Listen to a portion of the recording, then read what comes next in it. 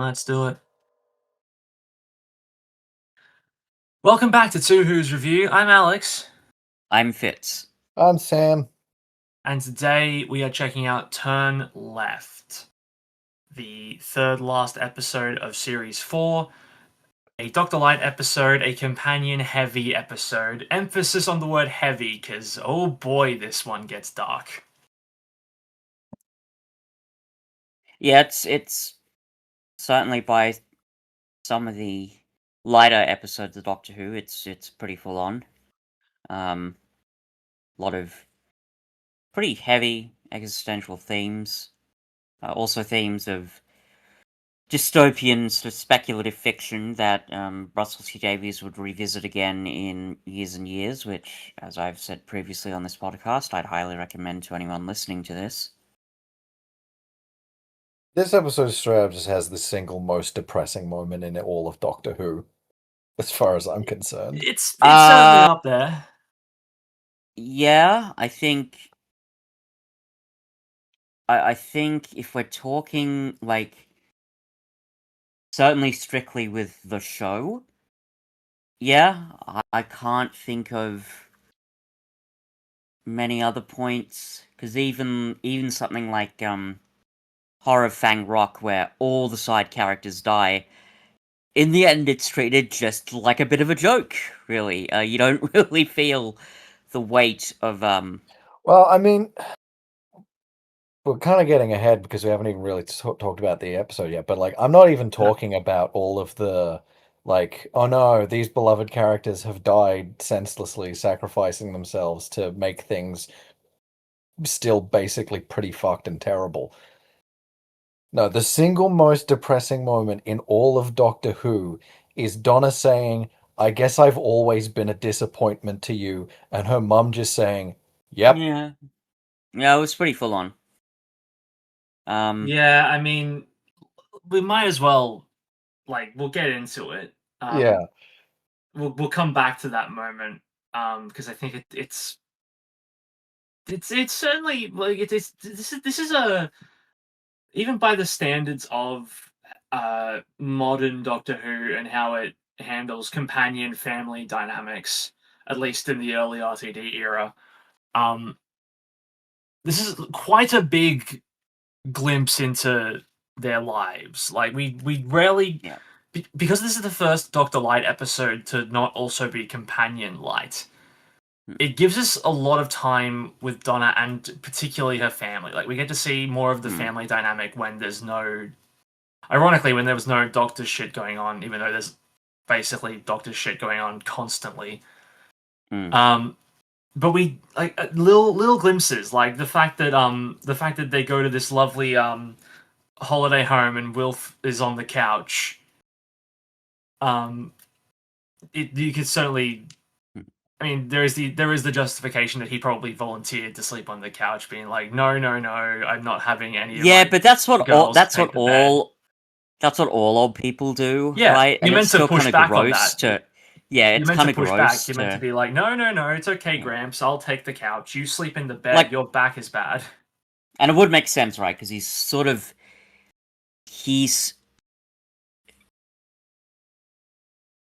what's the word I'm looking for? Jesus, he's depicted as having these sort of, I wouldn't say not conservative, but slightly old school manners about him. So I think the implication that there was that bit of an uncomfortable social exchange, I think that's a very reasonable interpretation. You really just sort of, in that moment when, Donna's mum's just sitting like, I never get up, before 10 on Christmas. I mean, that would make sense, right? And wouldn't be too bad for anybody else, but you just get the feeling, man, this character's kind of, a rotten little you-know-what, huh? Now that being said, and again, I realize we're getting ahead of ourselves here, but one thing I do really like about this story, and I only appreciated it truly when I watched it a second time, was how it kind of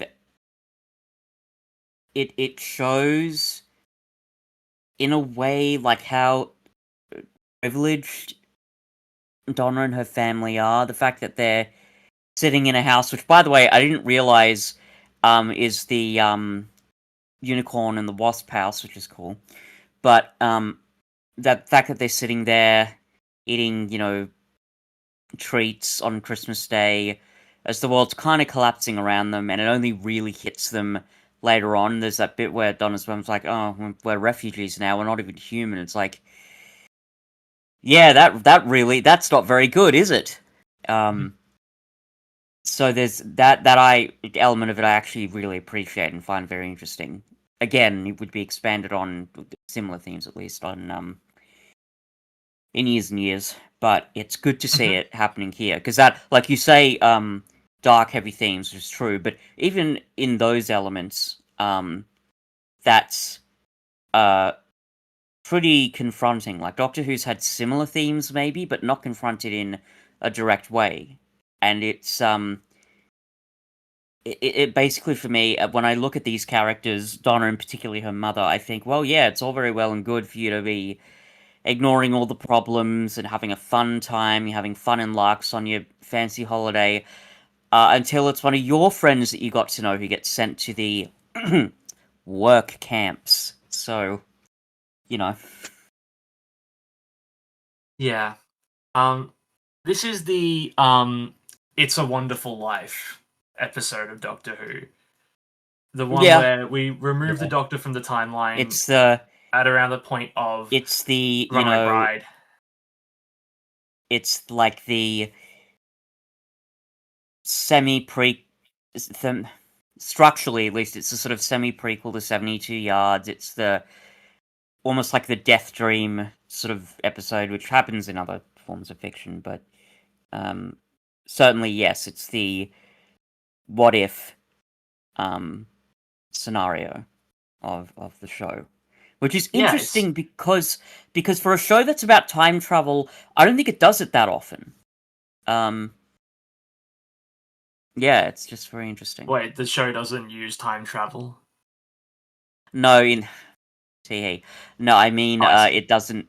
Yeah, it doesn't do the let's see one version of history to see where it all goes, and then go back to, Well, I think that's reality, huge, if you want to call it that. Partially, that's part of, like, I think that's baked into the show, given that they've put up this layer of we can't go back on events that have already established, kind of thing. Like crossing out timelines is always viewed upon as very, very bad.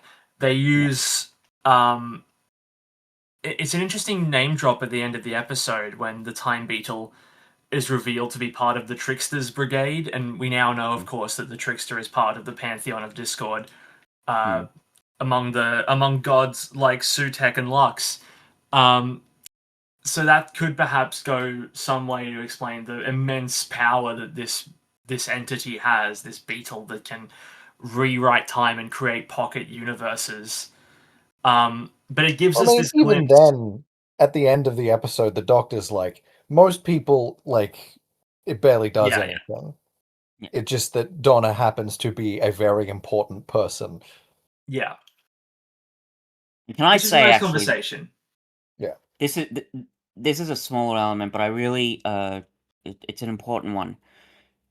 I have said before, when it comes to the Doctor and companions, I get very frustrated at the sort of semi-messianic importance that's placed on some of these characters. But with Donna, it really works, and that's for a number of reasons. I mean, you could look at her character arc and how sort of earned it feels, or the fact that this is, such a, for want of a better term, epic season in terms of its grand scale, because we've got end of old universes at, but it in context works here. It works much better in my view than the MacGuffin of The Impossible Girl, for example, which I don't particularly care if my anti-Moffat bias is showing here. God, that frustrated the fuck out of me when I saw it. Anyway, that's another episode for another day. Point is, that importance around Donna, it could have felt cheap, and it doesn't, and that's really admirable and makes it obviously enjoyable, but it feels satisfying, I think is what I'm saying.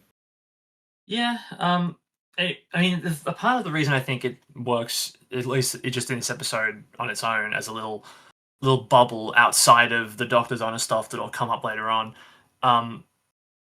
it goes back, and we'll bring it up again now, as the what Sam describes as the most depressing moment in the history of Doctor Who, when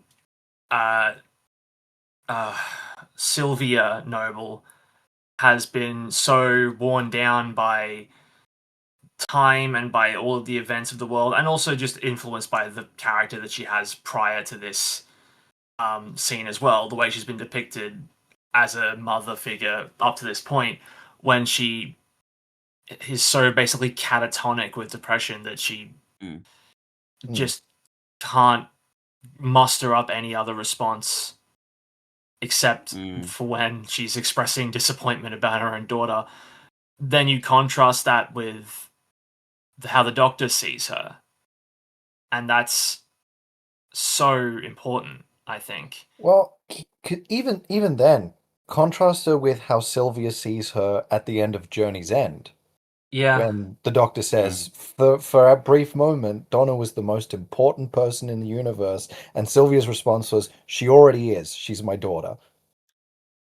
For as fucked and, like, overbearing as their relationship is, in that version of events, it's fine in its own weird kind of way. But then here in this version, where it's just like everything has just beaten everybody down to the point where they're like, yeah, fuck it, I hate my own child. Well, it is. Why not? You know, the bad ending, the bad universe, right? So Yeah. it's obviously catastrophic stuff happens around them, but you see on a smaller scale the worst elements of humanity, and that that scope keeps on shrinking, so that you go from terrible bad things happening to the government's a bit of a failure to soldiers pointing guns at innocent women in the street as that's so unrealistic. As Wilf points out, all the way down to to this very dysfunctional relationship between Donna and her mum finally rearing its head. The point is, like, the disturbing element is all of these, the foreshadowing and the seeds for these sorts of interactions and world building were all there, but it just took, I guess, a world of, like, without the Doctor, but without his companions really being able to join him, Donna in particular, obviously, to really show humanity and the universe at its worst, which is quite bleak. That being said, though, I mean, there is another layer to this, and it's the fact that people who had previously already been touched by the Doctor in some way continue to step up in his absence. Like, in this version of events, clearly Sarah Jane became more proactive in dealing with alien threats than just her little Bannerman Road adventures with her son's friends, and she was actively investigating the electrical disturbances around that hospital at the time. And obviously Torchwood had to get more involved with the Atmos stuff and the Sontarans. It's great to see that just in the background, the Doctor's influence continued to live on through all of these characters that had once been a huge part of his life. It is somewhat uplifting in a way. Obviously, it's depressing that they all bite the dust, but it's like that bittersweet sort of last hurrah quality. Yeah, that heroic nature of the of what they have became thanks to the Doctor's influence. And I especially like that they work around the Jack thing by, like, we can't kill Jack. It's physically impossible. They say, he somehow got, when they blew up the Sontaran ship, the explosion created a warp that sent him back to the Sontaran homeworld. He somehow ended up on Sontar when the spaceship exploded. Now they're just going to kill him to death forever. Yeah, that'll be fun. That'll be fun for them. Good on the Sontarans for having everlasting target practice. So hey, maybe he could help maybe the Rootans in this universe win the war. Who knows? I mean, perhaps the Rootens aren't great either, though. So Yeah. Hey, they killed more side characters than the Sontarans have ever done. that's true. Something that I found interesting when I was rewatching this, and I was going through initially, and I was like, "Oh, it's really clever." Well, not necessarily clever, but for a timeline perspective, it's good that they're only sticking to stuff that like happens on present day Earth, quote unquote timeline. And then for a split second, I found myself going, "What about the Master?" And then Yeah. I had to remind myself, "Oh, wait, the only If there's reason no the Master was doctor, able no to Master doesn't get found. exactly." And I did Yeah. end up finding myself going down a wormhole a little bit, where I was like, "Hang on a second, if the Doctor doesn't time travel, then the Master doesn't come back. But also, if the Doctor doesn't time travel, the Daleks kind of destroy New York in 1930, don't they? There's a massive witch invasion of the Globe Theatre in 1599. There's a whole bunch of stuff that also happens that changes history in massive ways. I did read that the Russell T Davies had considered adding a line in to deal with that paradox. Let me see if I can find it. Okay, he considered exploring how stories set in the past or on other planets would be affected, such as having UNIT send in quote unquote time commandos to the year 1599 to foil the plot of the Carrier Knights in the Shakespeare Code. However, he decided ultimately that this would cause an already very self-referential episode to become unnecessarily obsessed with minutiae, and Davies was very concerned about the ability of casual viewers to immerse themselves in the storyline. I think that's the right choice. I don't think it matters what's happening on other And it's times. crazy knowing what we know now to hear Russell T Davies be Yeah, I like, was "No, gonna we don't say. want this to be too self-referential and impenetrable for new viewers." God. Crazy. Dear.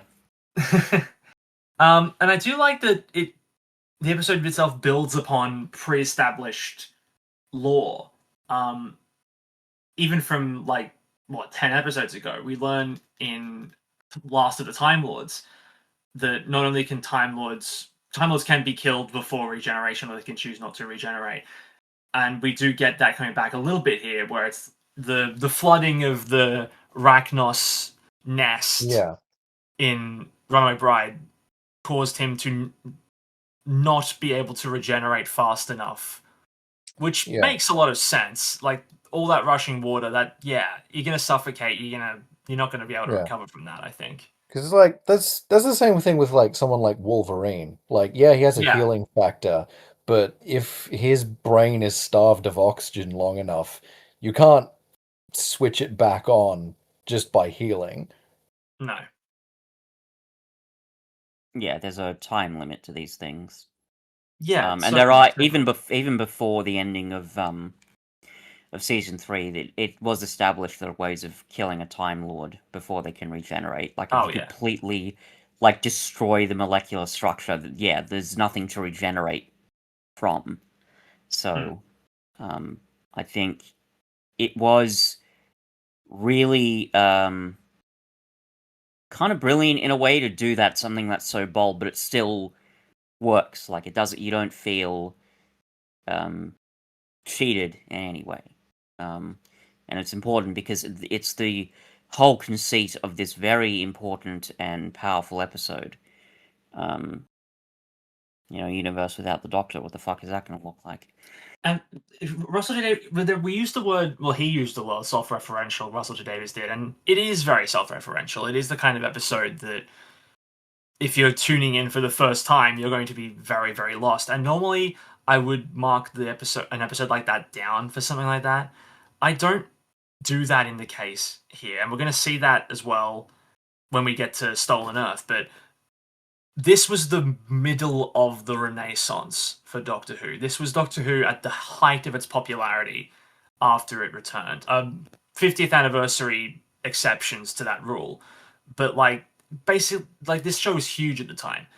You're going to get very few people who are tuning in at this point for the first time. They will have probably tuned in earlier in the season, and you're allowed to take a small victory lap of sense. Yeah. This is Russell Davies did not think he was going to be writing special episodes in 2009. He thought this season is going to be my last. That's why season 4's finale doesn't end on a big cliffhanger. He fully expected to be handing the reins off to Moffat in 2009 for series 5.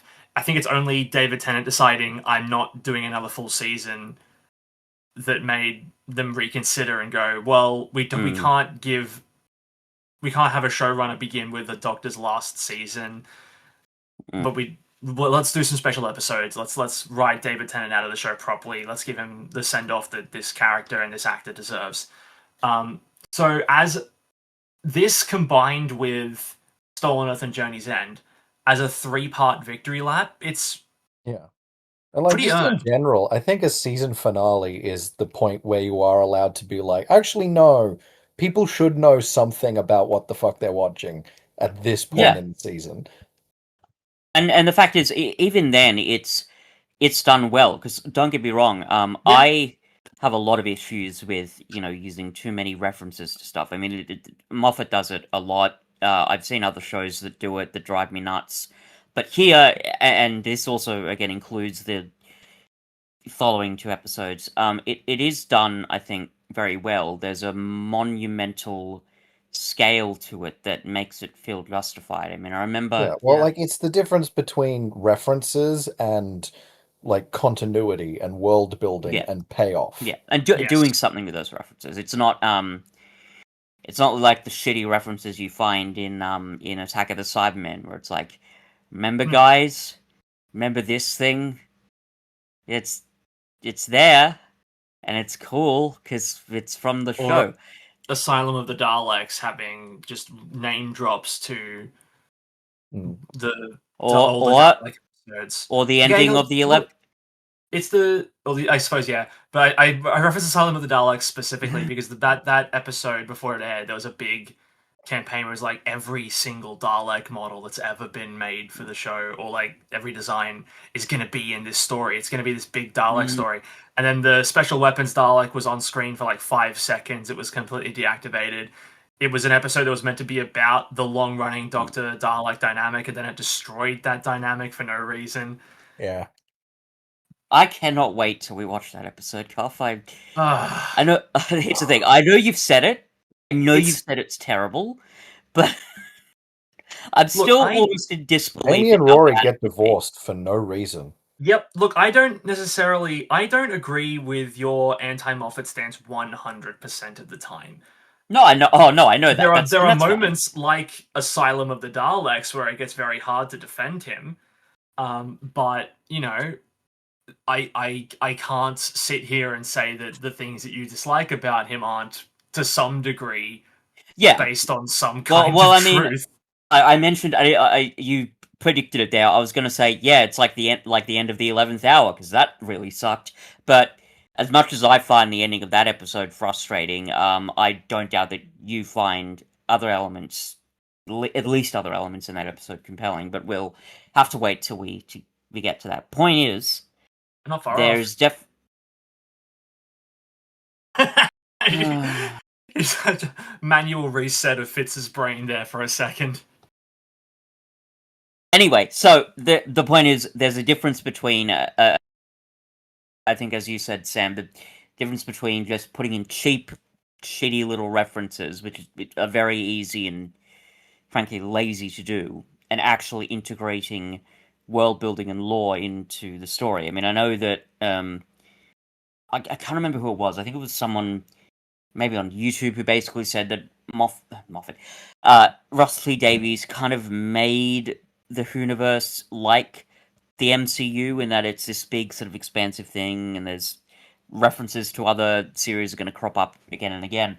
But this is like really good stuff. This isn't like the bad Marvel movies. This is like, I mean, Infinity I know War what you're saying, but at the same time, I don't think it's fair to say anything with a sense of continuity and ability to connect stories from main series and spin-off is like the MCU. Because I think that predates the MCU. This episode predates the MCU. But like, also, I think like cinematic universe has a stigma to it now that is Yeah. getting worse and worse over time, and I'm like, That's true. no, no, And having continuity and paying attention to the things that are happening in this universe you're writing, that's a good thing actually, Mm. as a I think baseline. It's just It's a difference between when it gets to a point where it's homework, and it's like, no, if you didn't watch fucking like imagine in a world where Doctor Who actually is like the MCU is now, and you're like, well, actually, you forgot to watch the Ace spin-off show season 3, so you don't know what's actually happening in this new episode of Doctor Who. And to be fair, when I make that claim, I say this as a person who has barely watched any MCU related stuff. Like I've seen a couple of movies, but it's just not really my thing. So, and also to be fair, I do in think terms that of criticism is largely overblown, but I'm always going to be an MCU defender anyway, so but as you say, Sam, like having that sense of continuity, like Star Trek, I don't doubt has quite a lot of stuff because it's so big and Yeah. vast, and there's TV series and movies about TV series, and so yeah. Anyway, but my overall point is, there is I don't know if I'd quite say a good way and a bad way, or a right way and a wrong way, but there's definitely more effective ways of integrating this sort of thing, and I think it's very clear if you look at the latest RTD era, demonstrating how integrating some of those elements is not always the most helpful thing. I don't think we need to harp on about that. no, Finale too the much, difference but is, I mean, we've used this terminology before, but it's a difference between, uh, as you said, the coherent world building and callbacks to create a Yeah. story that is interesting because of those callbacks, as Mm. opposed to throwing stuff at the screen and being like, "Look, you recognize this." I mean, I literally just watched the Super Mario Galaxy movie before we recorded. I've heard it's not great. It's fine. It's not as good as the first one, but the first one's also just fine. Does it suffer But from like, the issue I think it's going to suffer from? I haven't seen it yet, but every single trailer that comes out, I'm like, there is going to be too much stuff in this film.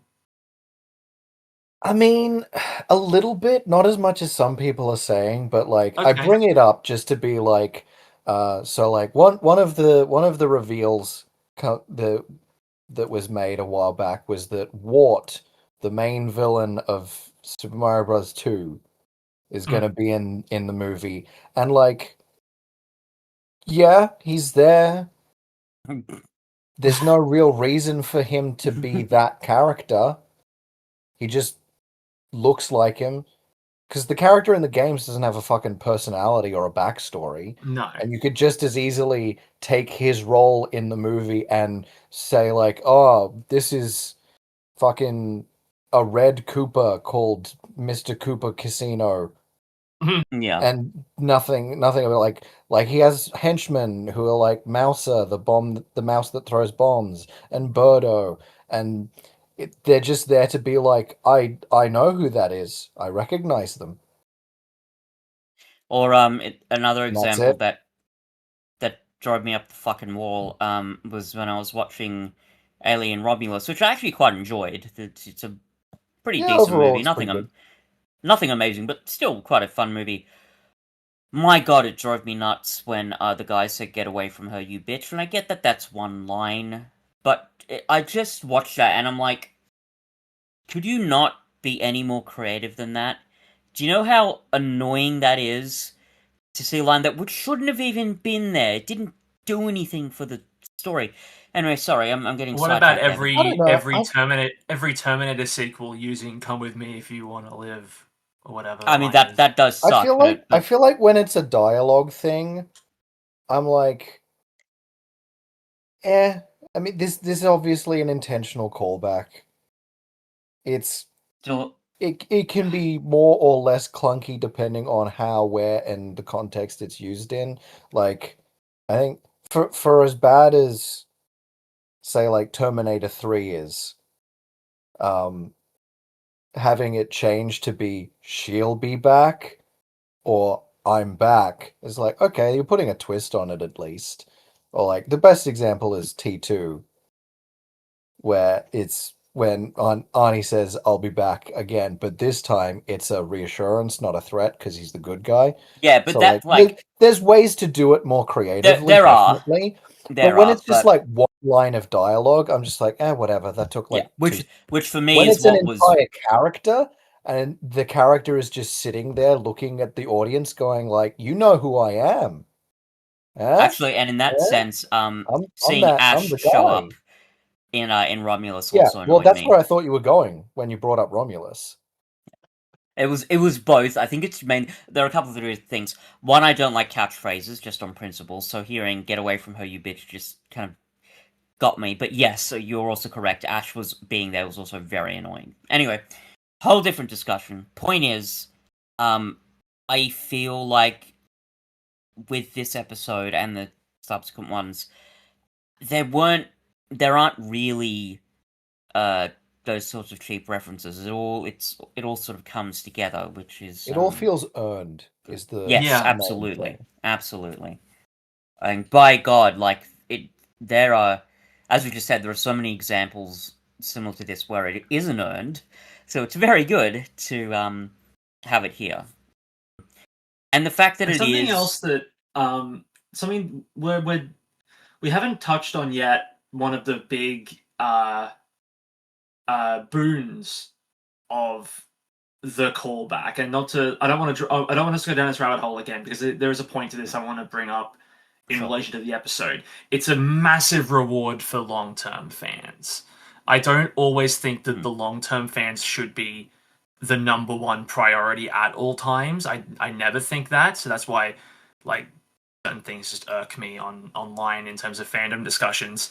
But like it is a reward for having tuned in for the last 4 years and being a fan and watching these stories and being engrossed in these characters. So when we get to relive the same events we've already seen and we get to see the gas spewing out of the exhaust pipe and we already know the implications of that, we immediately get to go, oh shit, now this is happening. Or when Same with the Titanic, or the Titanic, exactly, yeah. When Yeah.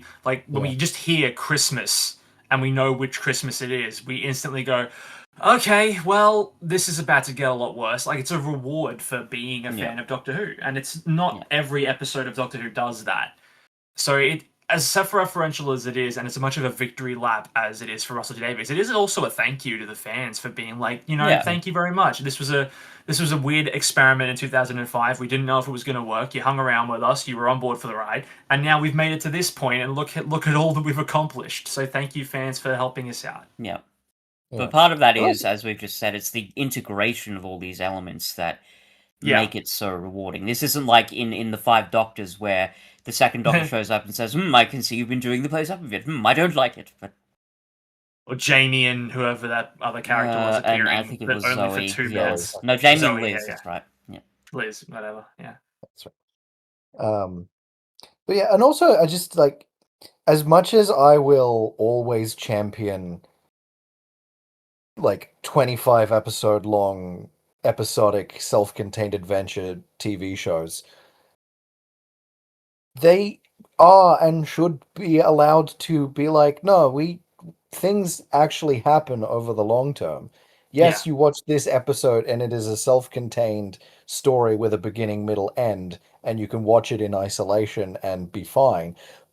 But also, yeah, like we should be able to be like, yeah, so like this thing we've been doing for the past 6 years has resulted in this new element that we're going to talk about. And if this is the first episode you've decided to watch, that's just kind of a weird choice on you, man. I don't know why you're starting this show in fucking season 7.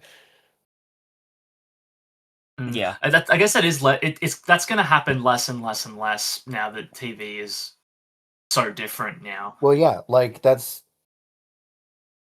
because like it's not that I necessarily don't like shows with that structure, but I don't like that every fucking show now is an 8 to 10 episode season that is one continuous narrative. So one 10-hour movie, essentially. Yeah. I don't mind that Like myself. But there are some shows that do it fine, but I I don't even think that I don't like that format. It's that I don't like that format has become the standard for the industry and has pushed out the format that I really like, which is Mhm. episodic thing of the week. yeah, I guess my yeah, other point was like it's becoming rarer and rarer that someone will just turn on the TV and browse the channels and go, I wonder what's on. I'll just watch an episode of this. It's far more Yeah, likely now that someone's going to browse the channels and go, what's this? What's this? Oh, I kind of like the look of this. Let me now find where I can watch the first episode of this because it's yeah, so convenient and easy to do so now. It's less of a criterion to be like, okay, where on season 4, episode 11, we still need to make sure that first time viewers like every fucking like I'm not trying to say this to disparage the classic series, but I feel like every classic series episode, or a lot of them that we watch, have the same conversation at the start of the episode between the Doctor and companion, where they're in the TARDIS, they have a little conversation to establish the dynamic, and they go, "Okay, where are we going to land yeah, today?" It comes up in the yeah. next episode we're going to talk about, and that's becoming less and less needed now that syndication isn't so much of a thing anymore. yeah.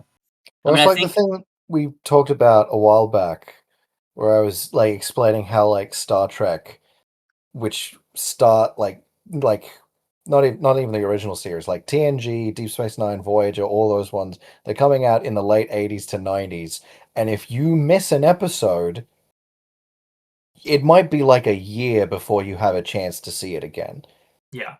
And that chance is going to be it's going to go back into syndication and you got to not miss it this time, or you have to get it on VHS and there'll be like maximum 2 episodes per tape. well, I mean, the whole the I guess gradual abandonment of episodic television. Um, it has its roots, I think, at least in America, for example, with stuff like Twin Peaks, where you wanted to know the mystery, so you had to keep watching that longer story, to figure it all out, and then that led to things like HBO, where there was still an episodic nature to it, but it was much more about the longer, bigger narratives. But we're at a point now where, yeah, it may as well just be a 10-hour movie. And, if you're like me, I don't mind that, because I don't know whether it's the autism or what, but I enjoy, like, if I'm hooked on a narrative, I'll just fucking sit down and watch it. But it does still have its drawbacks, and even if we look at something like Mm. Doctor Who, which does have a tendency to repeat itself, even within stories, we're gonna see that in the next classic story we cover.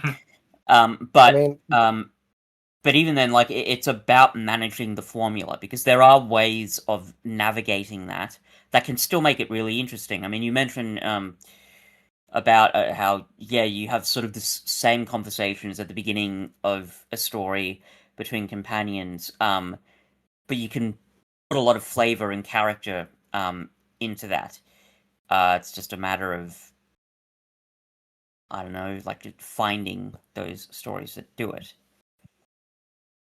I mean, one thing I will say about that is I don't think, I mean, at least not personally, I don't think that a series being one continuous narrative per season makes it any more or less bingeable, considering I recently finished watching 15 seasons of Stargate SG-1 and Atlantis over the course of like 2 months, if not less, for like the fifth time.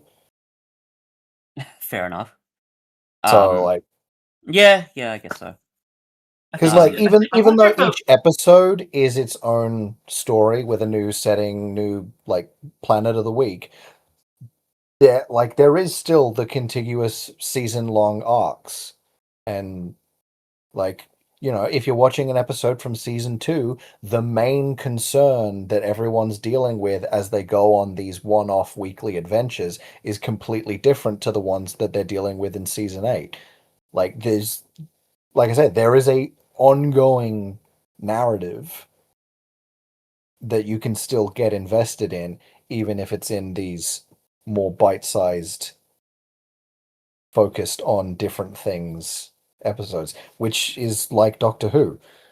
Yeah. Yeah. We've Well, I had think, these. We've had particularly this season. We've had these little sprinkles of like, as far back as Fires of Pompeii. The guy's like, "There's something on your back, Donna." um, and I guess in a way, that's one of the benefits of having episodic television, which is that you can actually make the scope pretty big, because if you're dealing with one, enemy or one theme per episode, you can explore quite a lot.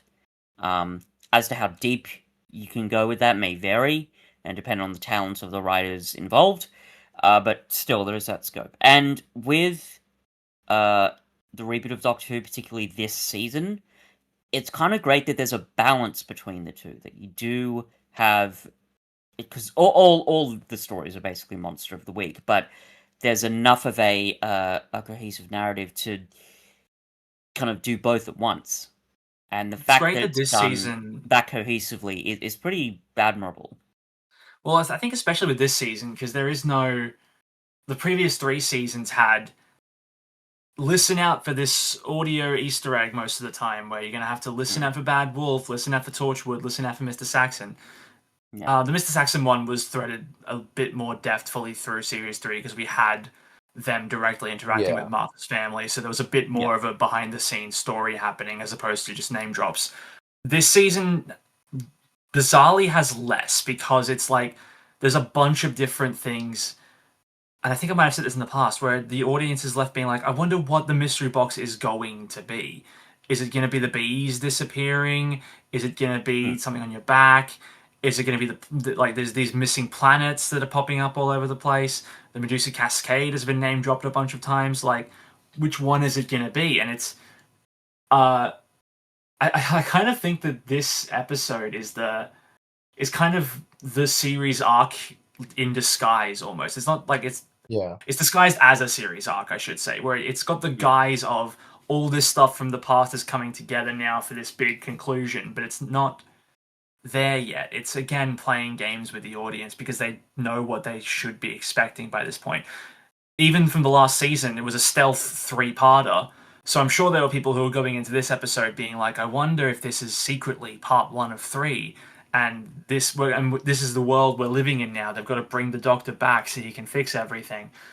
It doesn't do that though. And of course, the other element running through all of this, and something we haven't completely neglected to discuss at all this so far over the last 42 minutes, is Rose Tyler making her triumphant return after being teased so often in this season.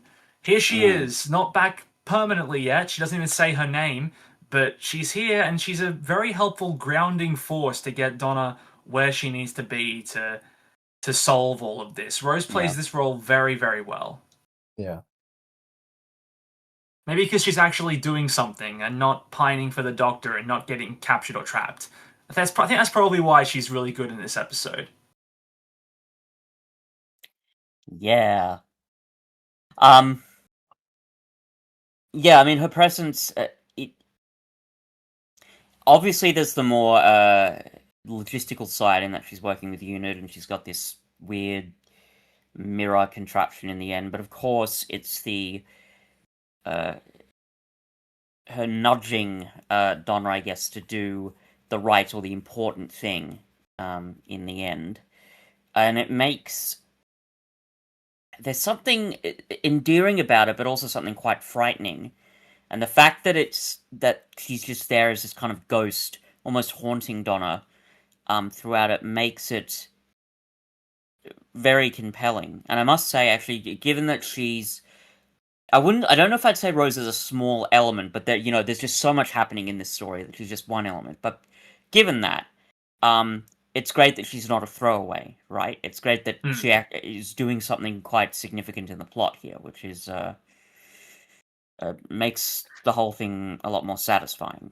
And also in favor of the series arc, because it would be one thing to just throw Rose Tyler in there, but the fact that she is there in the first place is a direct result of the walls of reality falling apart because of the Daleks in the finale. Yeah. So, like, even that is, like, seeding what's to come. Like, it's just enough for them to be like, no, this is another thing that's going to be a problem later after we sort this shit out. Yeah. which And- does give you like, well, how fucking bad is that going to be? Because look at this. Yeah. Look at how terrible this is. And we get a glimpse of it, don't we? We get a glimpse of how bad it's going to be. They break the laws of physics to show us all the stars going out to illustrate how bad it's going to get. Yeah. That's not how light works, Doctor Who. Maybe all of those stars were destroyed in the precisely right order for them to blink out in the visible light spectrum on Earth in exactly that way. You don't Well, know. It's we know happening that. randomly. I'm pretty sure that that's Maybe a it's result of just the. randomly in exactly that way. I'm pretty sure it's Well- definitely the reality bomb in the finale, because the whole point of that was it bleeds through the Medusa Cascade into all alternate realities, destroying everything. That's what that's meant to be, right? Well, yeah. I mean, I guess it's like a ripple effect. Yeah. I mean, it would have those stars would have been going out, God knows how many years before that, and Yeah, because you assume just- that the stars are going out because of the lack of the Doctor in this universe, but that can't be it. It's got to be because he hasn't visited that many stars since Runaway Bride, even off screen, because he has only aged a year.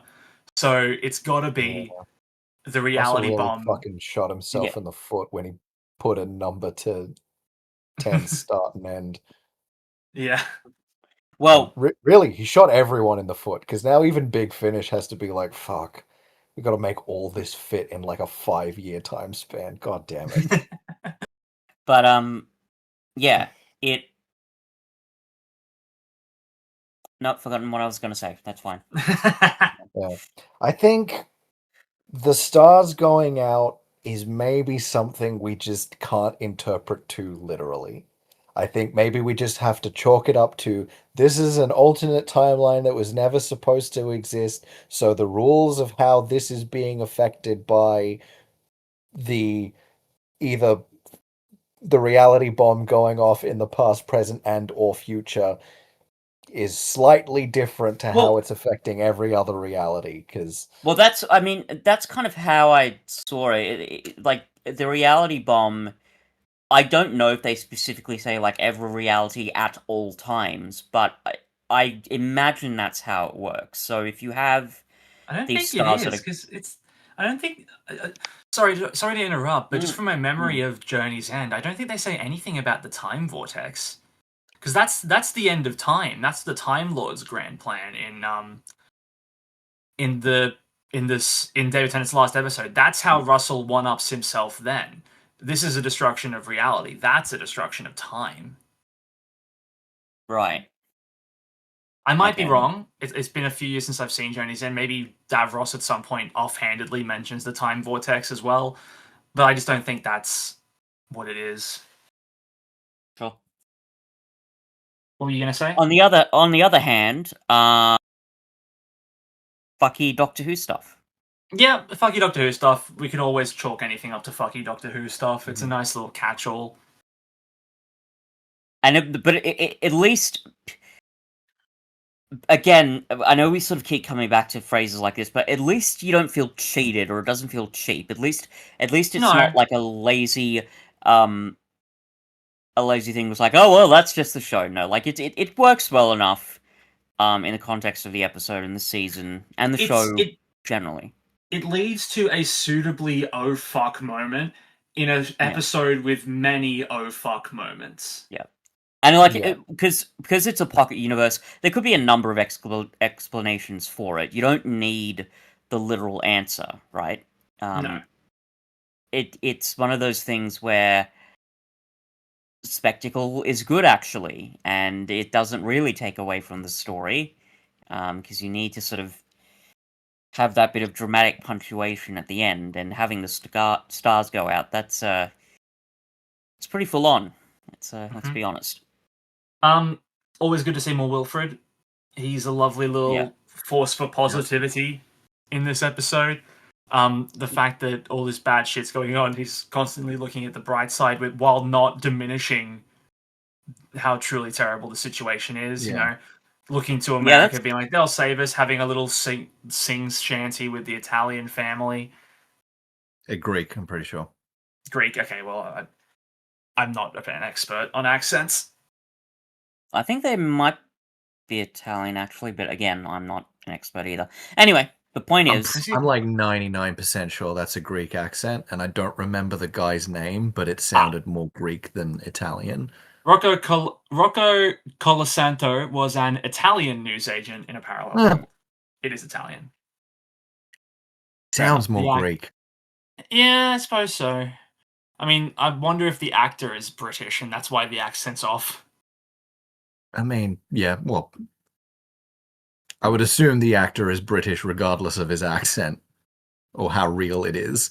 I mean, they could have cast someone with Italian ancestry or Greek ancestry. Yeah, that's my point. Yeah. No, as in, like, they also could have just cast the most milquetoast Anglo-Saxon, born and bred Englishman to put on an accent. That's what I'm saying. If he had a legitimate Italian or Greek accent, it wouldn't make him less British unless he wasn't a citizen. Yeah, sorry. That's what I'm saying. Apparently, this guy also plays the Pope in a 12th Doctor episode, the one where the Pope rocks up for 5 seconds. Yeah, I remember that one. What the fuck was Moffat doing? I don't mean to be like extra shitty about that, but there are just certain details that I hear about Moffat's era, which even by Doctor Who standards, it's just because that episode involved like the fucking like Catholic Illuminati stuff. Yeah, and there's a scene where what episode is that? This is it's the mummies. Yeah, the Doctor's blind, and then. I think that's the one that's actually not real. It's all holodeck. It's a simulation. Yeah. Yeah. Look, it's gonna take us too long to explain Extremis than is worth it at this time. Because that's a lot of stuff that the audience is getting tossed. There, we've got that's the Doctor. That's just part one of a 3-parter. Yeah, it's that's not gonna even. take... That's the weirdest thing about Extremis is it's like you've dedicated 3 episodes to this and it's not even a finale. It's not even the finale, no. Yeah, look, it's just another fucking like that's Who's problem. That's 6 years away by my metric for us to review that one. I personally we've just now started talking about Wilf, and I can't believe it's taken us this long to get to the scene that most people normally think of immediately when it comes to Turn Left, which is the labor camps conversation. Yeah. Oh boy. English for the English. Funny how the most that unrealistic part of this entire episode is that it paints a world in which it takes 3 or 4 alien invasions for a government to get to that point. Remember when that was the standard? Well, it is disturbing that this episode, certain elements of it at least, are more relevant now than perhaps they've ever been. Even the whole, nuclear attack thing and how the government would respond to that. Not that this is the first story to do something like that, of course, but when you put it all together, it feels very prescient. And given that, again, this came out 11 years before Russell T Davies expanded on these themes in years and years, it's quite, kind of admirable that he chose to do that. Granted, the bite is kind of lost a little bit when we find out, oh, don't worry, guys, it was all just like a dream. It was in the Pocket universe. There's no way that could happen, right? Because that's crazy. But still, the fact that we're confronted and with even that if it did happen, and even if it did happen, it would only ever happen in reality if, say, some awful thing was to happen and a major city was blown up out of nowhere. That's the only thing that could cause a government to start rounding up its own citizens. And in a way, it goes back to that thing that I said about Donna's family sort of, I guess, having that sort of sense of privilege, not realizing, what is it? It's like they don't realize how serious the situation is for other people until it happens to them, if that makes sense. Yep. And Yeah. but it's good that you have Wilf making that comment, but you also in that moment realize how ignorant Donna is, because the fact that she can't pick up on that historical illusion demonstrates a large part of the problem. Or even the moment where they're trying to go to sleep and Sylvia just like name drops just another person she's remembered as like, yeah, that person's dead. Yeah.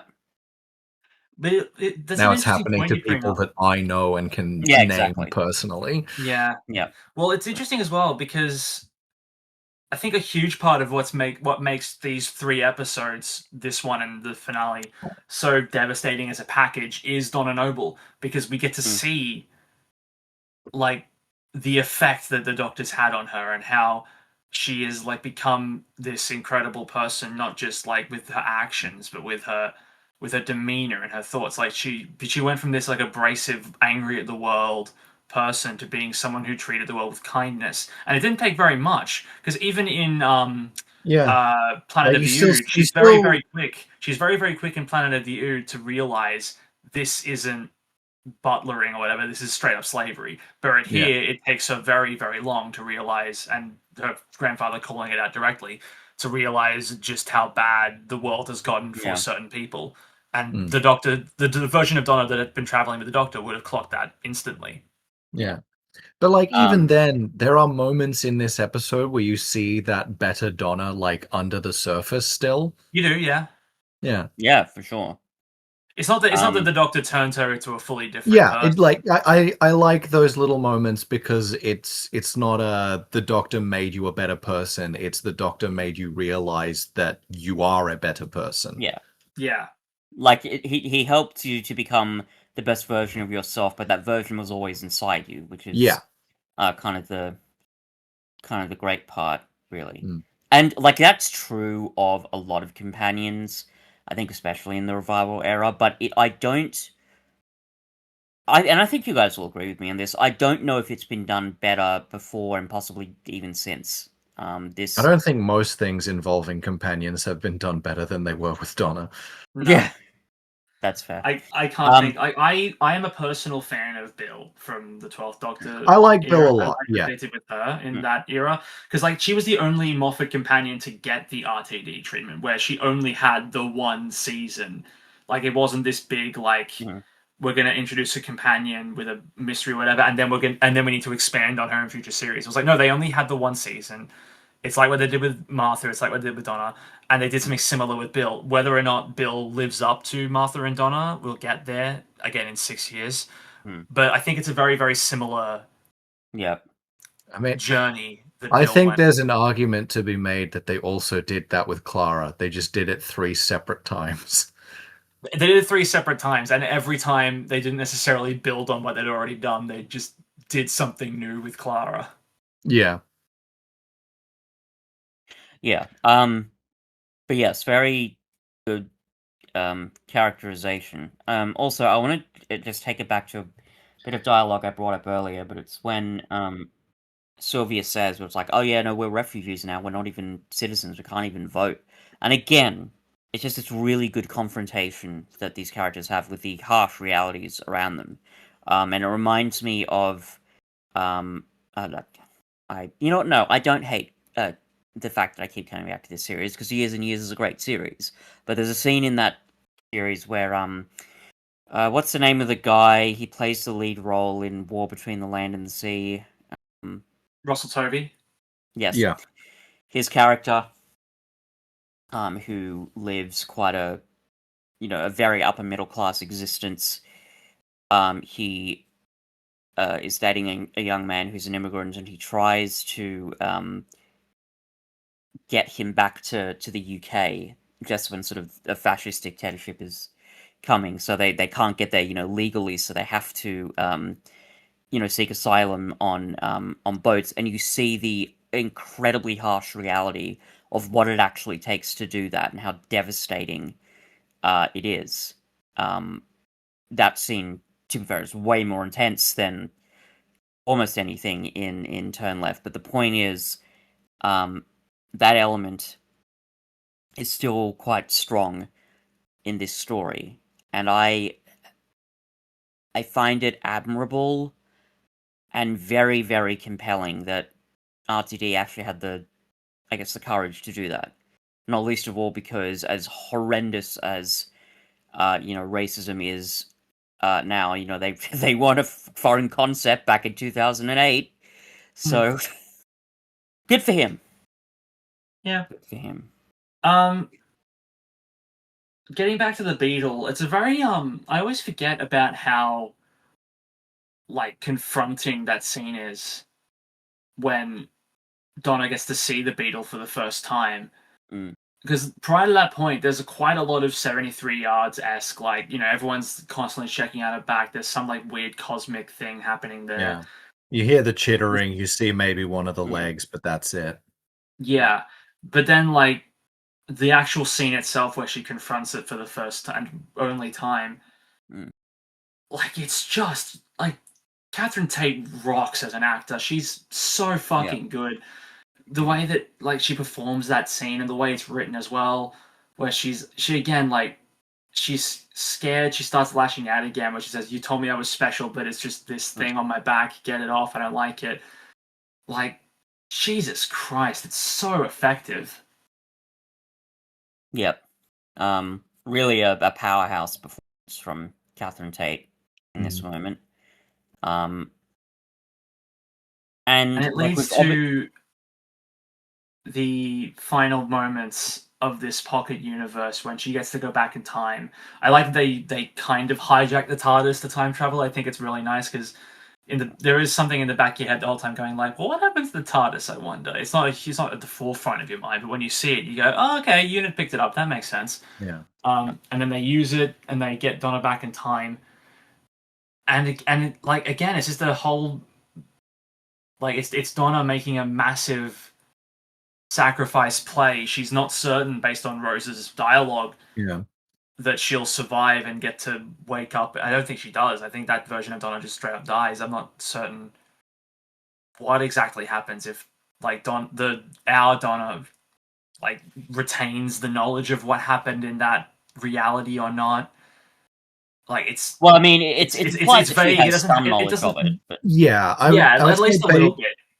Based on how she's reacting to it at the end of the episode, it's like she has a knowledge of what happened to some extent. Yeah. Maybe not in like great detail or anything, but she's just like, yeah, no, there was this weird thing, because like she remembers seeing and talking to Rose. Yeah. So she would have to remember some of the other stuff at least. Yeah. And so it's interesting though, because when the first thing that happens when she wakes up, and I'm using the word wake up, like, because what other words can we use here? She sees the time beetle and she instantly goes, "What is that thing?" or something to that effect. Yeah. So that's interesting that she retained, or at least remembered, glimpses of Rose from just from the Doctor's words about her. But then seeing the beetle itself doesn't bring anything back. I think it's just a weird liminal state. Again, it doesn't need an explanation. It's just this weird. It may be a thing of like, oh well, she remembers Rose because Rose is connected to the universe's dying, reality tearing apart stuff, but she doesn't remember the fucking slow march to death of England that she experienced over several years. Yeah, that's probably that was just the bug. That didn't have anything to do with the reality warping shit. Yeah, I suppose there is that. But something that I thought about just now as we were discussing this episode, I think there is something. We talked about Sylvie right at the start, and I want to bring her back towards the end here now, because it ties into Donna's character arc and her emotional journey across this season. It's definitely deliberate that, in addition to the time beetle, the thing that ultimately convinces Donna to turn left or turn right rather, and create this awful world is just more pressure from her mother, and more like not animosity, maybe it's a degree, like more like cynicism, I guess is the better word, from her mother about what Donna like can do or should be doing, and it's just that overbearing pressure from a parent that we see as a huge thing in this episode and with Donna's character arc. And at least a part of why Donna sees herself the way she does is must be, but a lot of that negative talk that she's receiving from different sides. And the thing that fixes the world and fixes reality isn't just Donna jumping in front of a car, but it's Donna in the car not listening to that negative talk and standing up for herself. That's incredibly deliberate. It's very subtle. It's not drawn attention to that much at all. It's really nicely done. It's really good writing. Yeah, I'd agree. Is there And much then, else like, to- Oh, sorry. there definitely is. That moment the Doctor steps through the curtain for the first time after not seeing him for like 45 minutes, you just feel this great big, thank fuck. Like, it's so, like, refreshing to see him again after this massive ordeal. And I like that it's just with a whimper pretty much. Like, there's like, the music cuts out, but there's no, like, he doesn't have a big, like, entrance line or, like, anything like that. It's just like, he just walks in and he goes, yeah, what's up? Yeah, it's not like the ending of Christmas Invasion. Yeah, no, totally. And they have a small conversation. Again, I really like the conversation. They briefly reference in a similar way that Boomtown does. They bring up Bad Wolf there for the first time, as in like, that is a bit weird. And here they bring up again, I guess it is weird, all these coincidences that are happening with Donna. They drop that for the first time here just to set it up for the finale, which is it's in a really genuine and, like, it doesn't feel contrived at all. It's a really, because like it is alluded to where Rose is just like, because the bit where Donna's like, you said I was special, but it's just this thing. Rose is like, no, it's you two. We're getting two different separate readings, one from you, one from the bug. Yeah. You've got your own shit going on, regardless of whatever the fuck's happening here. And then you have the ending of the Doctor reaffirming it, being like, no, that is weird. I wonder if that will become relevant later. And then the Bad Wolf ending, which is always the most, oh my god, like, we've already been through so much, what's about to happen now? Just hearing the words Bad Wolf again after, like, 3 years of that being an important thing. And again, this full circle moment of RTD bringing back in the first story arc that he introduced into the show as a way of, like, heralding something much worse coming. It's the magic of Bad Wolf, like, in the same way that the words were being used back then as a message to get Rose where she needed to be. Now it's a message to indicate, I'm coming back. It's literally the exact same, what's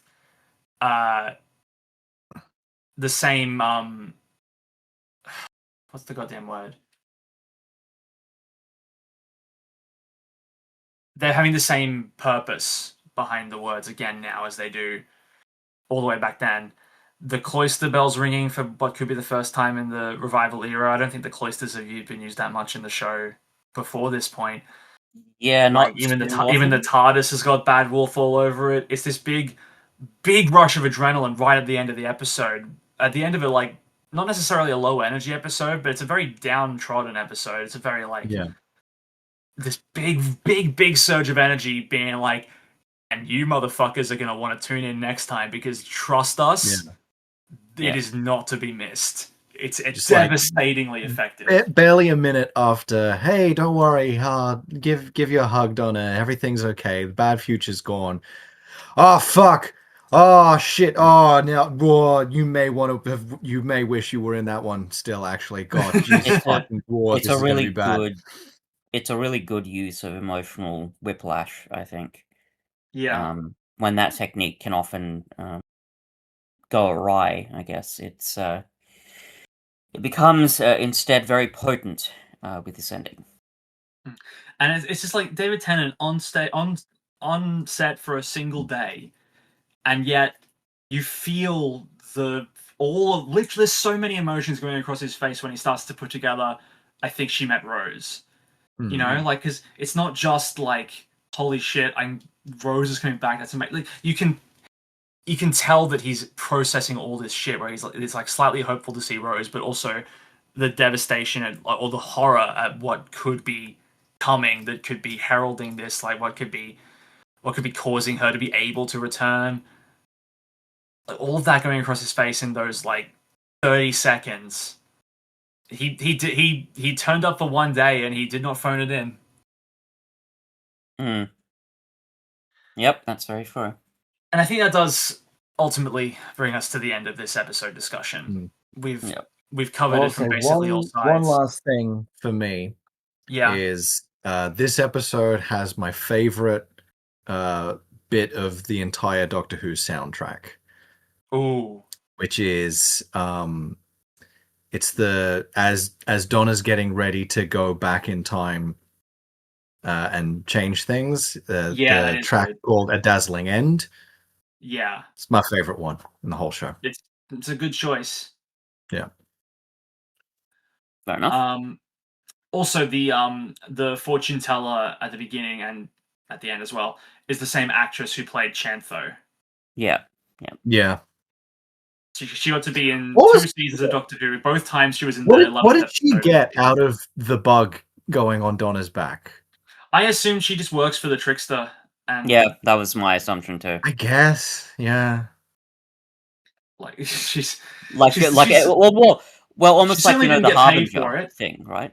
Yeah, I guess she is a Harbinger. She is just the Trickster's Harbinger in that moment. I guess so. Yeah. Maybe that was what's written on the top of her stall in Chinese. Is it China they won't go to, or is it some alien space China? Because it's never made clear. I think it's an alien space China. It is an alien world. Okay, I've just looked that up. It's called Shanshan, the next planet, apparently. Yeah, that sounds pretty alien space China to me. Yeah. That's an interesting phrase, but yes, because half of Firefly is alien space China. Fair enough. Apparently, Shanshan is directly mentioned in Empire of Death as one of the planets wiped out by Sutekh. Like, the Doctor directly name drops Shanshan. Yeah, that's which I guess if you that seems like the kind of pointless thing that R2D2 would do. Yeah. Anyway, what scores are we going to give this episode of Doctor Who? I am going to give this episode a 9. Yeah, I find Midnight the better episode personally, just because, like, I think there is something to be said for a smaller scope being more effective in terms of storytelling, but I don't necessarily think one's better than the other. It's just the difference between a 10 and a 9. Like I've said, is just personal preference. The thing that hits you a bit harder. Midnight hits me a bit harder than this, but it's certainly, like, if you rank this ahead of Midnight, I'm not gonna stand on the rooftops and sing that you're a stupid fucking idiot. So it's whatever. 9 for me. Fizz, did you give it a 9 as well? Yes, I would. And Sam? I'm actually leaning more towards an 8. Okay. Sure. That's not to say there's anything like wrong with it. I just think 8 feels more accurate. It does everything it does fine. I just don't, there's not quite anything that bumps it up for me. That's fair enough. Sure. Yeah. Well, next time on the podcast, we are going to be dipping back into the Key to Time storyline as we review the androids of Tara. But until then, I'm Alex. I'm Fitz. I'm Sam. And turn whatever direction you want to go. I'm not going to force you down any paths in life. I'm just a voice in your ears that you probably also listen to in person, given the statistics. Don't listen to me, listen to yourself. Be Donna Noble, everyone. This has been a public service announcement from the least deserving person to give a public service announcement.